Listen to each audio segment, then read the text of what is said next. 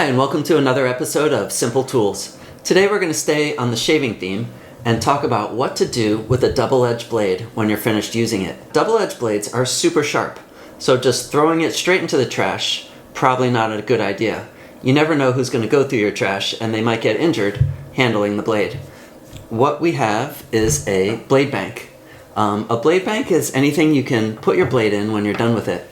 They generally have a slot on the top, and it's just a container that's sealed and safely contains your blades. Now, I made this one out of an old medicine bottle, and I'm going to show you how I did it. But first, I'm going to show you a new knife I got. This is the Naf's Lander. Now, this is a new knife from knife designer Ben Peterson, who designed this knife with interchangeable scales. Now, you can easily take these scales off and replace them with different scales without interfering with the pivot or the knife centering. So, Naf's Lander, really cool new knife. It's a little smaller than the Civivi Elementum, which is what I usually carry. The handle's a little shorter, and the blade is also a little shorter. But they both have a really nice clip, and they both, well, this one has a finger choil, which I really like. This one does not.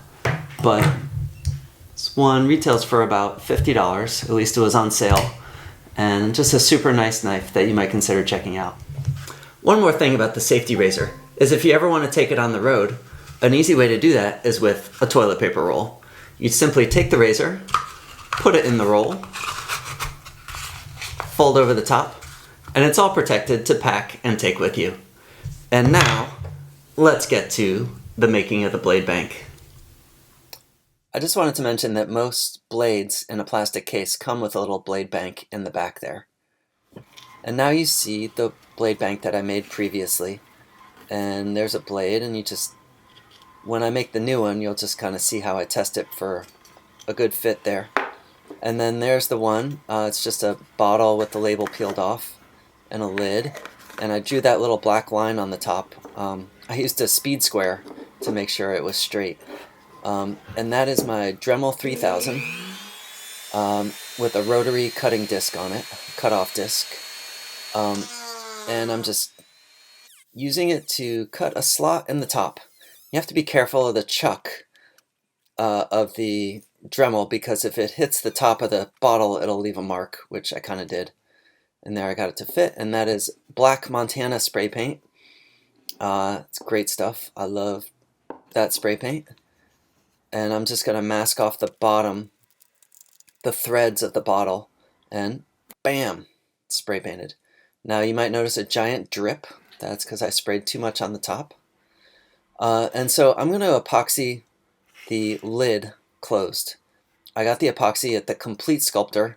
Shout out to them. It's a awesome sculpture store here in Manhattan.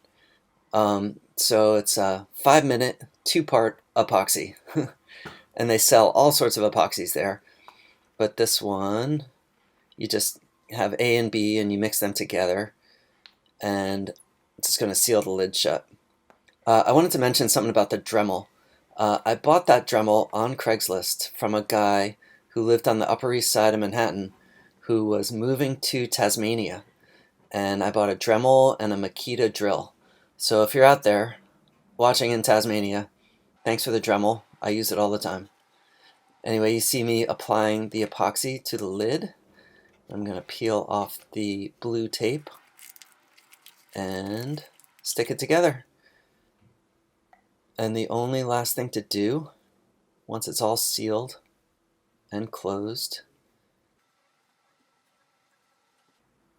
oh yeah, the drip, is to grab a blade and test it out and see how it goes. That's looking pretty good. And we have success. Well, there you go, and that's how you make a blade bank. Thank you for watching Simple Tools, and see you next time.